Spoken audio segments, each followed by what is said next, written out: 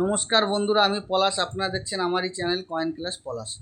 তা এই যে দাদা অনেক অনেক দূর থেকে এসছে, দাদার সাথে আমার দীর্ঘদিন ধরে কথা হয় বা ডেলিই কথা হয় বলতে গেলে চলে। তা খুব ভোরবেলা বেরিয়ে এসছে, অনেক দূর থেকে এসছে। তা কোথা থেকে এসছে এই দাদা এসছে আমি একবার জেনে নেবো, ঠিক আছে? বলো। আমি হলদিয়া পূর্ব মেদিনীপুর কিসমত শিবরামনগর থেকে।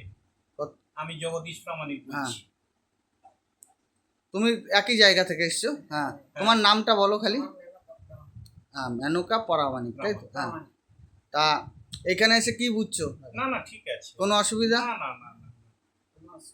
তা মানুষ যে যে দর্শকরা দেখছে তাদের কি বার্তা দিতে চাইছো? না, তারা আসতে পারে নিঃসন্দেহে, অসুবিধা কিচ্ছু নেই।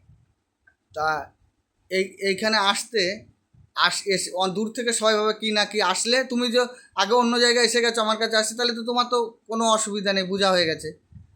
আর এমনি কাজ এমনি কি করো, পেশায় তুমি কি করো? আমি প্রাইভেট প্র্যাকটিস করি, এলোপ্যাথি প্র্যাকটিস। এলোপ্যাথি প্র্যাকটিস করো, চেম্বারও আছে মনে হয়? চেম্বার আছে, পাড়া দেখতে হয়। ও, তা এই যে যে দাদাভাই কালেকশন নিয়ে এসছে, এটা ওনার হচ্ছে যে কোনো পেশা নয় যে এটা করতেই হবে, এই যে কয়েন কালেকশন এটা পেশা নয়। এলো, দেখালো, থাকলো, বাড়িতে আছে তাই দেখাতে এসছে, এরকম ব্যাপারটা।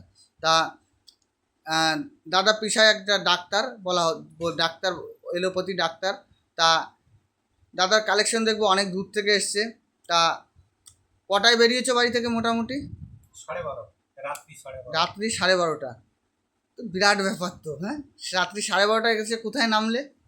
রাত্রি 12:30টায় আমাদের ওখান থেকে বাঁকুড়া বাই ধরে মেছেদায় নেমেছি। হুম মেছেদা থেকে ট্রেনে করে হাওড়া, হাওড়া থেকে আপনাদের নিমো। হুম, ঠিক।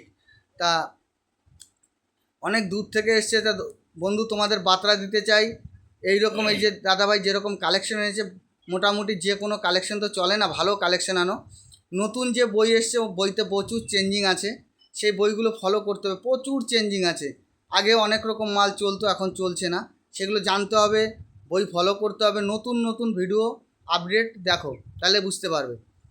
যে কোনো ভিডিও আপডেট দেখলেই যে সে বুঝিয়ে দিচ্ছে এইটা পরবর্তীতে হতে পারে, হবে কি হবে না, ওরকম ব্যাপারটা না। এটা হচ্ছে এখন হচ্ছে বাজারটা কীরকম হয়, যে কোনো জিনিস আজকে এটা চলছে কালকে ওটা নাও চলতে পারে, এরকম ব্যাপারটা হয়ে গেছে।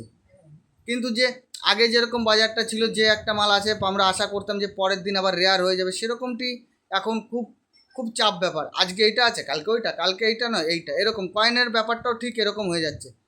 তা দেখে শুনে কালেকশন করো, ভালো মাল আনো, কোনো অসুবিধা নেই। দিদিরা এসছে, দিদি বা দাদারা এসছে, ওনাদের কালেকশনগুলো আমি একবার দেখে নেব।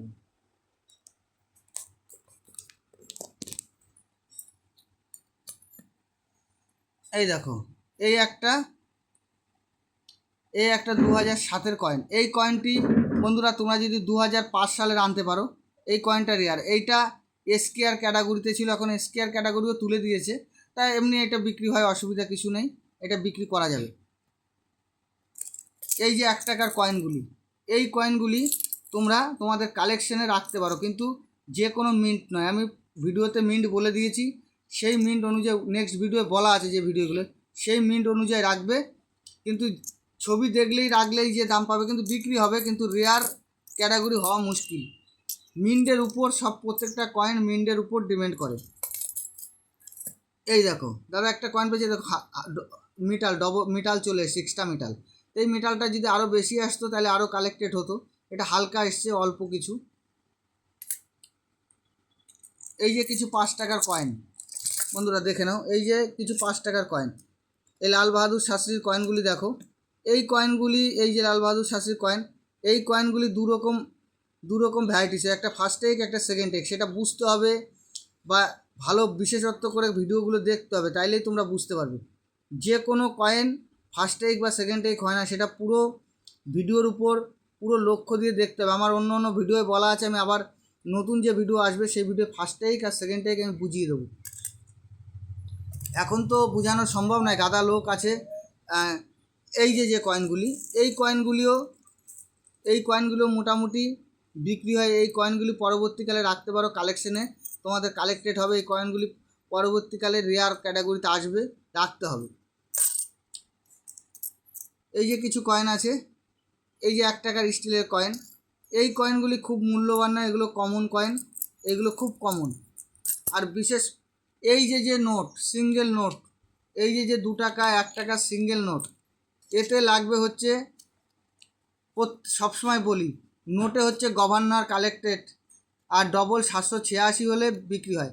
এই যে নোট, এই সিঙ্গেল নোট বিক্রি হয় না, সিঙ্গেল নোট কেউ নেয় না। যদি কেউ শখে নেয় 2 টাকার নোট, জোর 3 টাকা ভালো নতুন এরকম কন্ডিশনে 3 টাকা দেবে, জোর ভালো কন্ডিশন হলে 4 টাকা, বান্ডিল হলে সিরিয়াল নাম্বার হলে বিক্রি হয়। আর এমনি সিঙ্গেল নোট বিক্রি হয় কোনগুলো, এস জগন্নাথ গভর্নর হতে হবে, এস জগন্নাথ, কে আর পুরী, এস নরসিমা, অমিতাভ ঘোষ, এরকম কিছু যদি গভর্নর থাকে তাহলে সিঙ্গেল নোট বিক্রি হয়। আর এই যে 1 টাকার নোট, এই রকম সিঙ্গেল নোট বিক্রি হয় না। একটাই সিঙ্গেল নোট যদি বিক্রি হয় কী পাবে, 1 টাকা 2 টাকা 3 টাকা পিস, তার ঊর্ধ্বে নয়। আর নতুন নোট কেউ যদি শখে রাখে তাইলেই পাবে, নাহলে পাবে না। এর মধ্যে 1964 একটা নোট আছে, সেই নোটটা রেয়ার ক্যাটাগরির নোট আছে, সিঙ্গেল নোট, সেটা সিঙ্গেল নেওয়া হয়। আর আমি তো গভর্নর বলে দিলাম যে এই গভর্নর হলে নোটগুলো সিঙ্গেল বিক্রি হয়। তো এরকম টাইপের বন্ধুরা নোট নিয়ে, সিঙ্গেল নোট নিয়ে আসবে না। যদি বান্ডিল হয় তাহলে আমার স্ক্রিনে দেওয়া নাম্বারে যোগাযোগ করবে, যে কোনো নোট বিক্রি হয় না। এই যে দাদা দেখো কত রকম মাল নিয়ে এসে দেখে নাও, স্টিলের মাল প্রচুর এনেছে, এখন স্টিল চলছে না, স্টিল দেখে নাও, স্টিলের মালগুলো দেখে নাও, প্রচুর মাল নিয়ে এসছে স্টিল। তা এই যে দাদার পুরো মাল দেখিয়ে দিলাম। তা বন্ধুরা মাল আনলেই যে বিক্রি হবে এমন কোনো কথা নেই। আর একটা কথা কি, এই দাদা প্রচুর সুন্দর গোছ করে নিয়ে এসছে, হেভি সুন্দর, মানে পয়সার প্রতি প্রচণ্ড যত্ন, পুরো পাটে পাটে নিয়ে এসছে। যে অনেক বন্ধুরা আসো আমাকে দেখাতে, যখন আসো মিশিয়ে নিয়ে এসো না, এটা পুরো একদম সুন্দর করে গুছিয়ে নিয়ে এসছে। তা দাদা তো মাল আপনার কালেকশন দেখিয়ে দিলাম। তা বন্ধুদের কি বার্তা দিতে চাও, যে এখানে আসলে কোনো নিরাপত্তা আছে কি? না না না, ঠিকই আছে, কোনো অসুবিধা নেই, যে কেউ আসতে পারে, নিঃসন্দেহে আসবে, কোনো অসুবিধা নেই তো? না না। ঠিক আছে। তা বন্ধুরা দাদা ভাইয়ের কালেকশন আমি দেখিয়ে দিয়েছি, সবাই ভালো থাকবে, নমস্কার, জয় হিন্দ।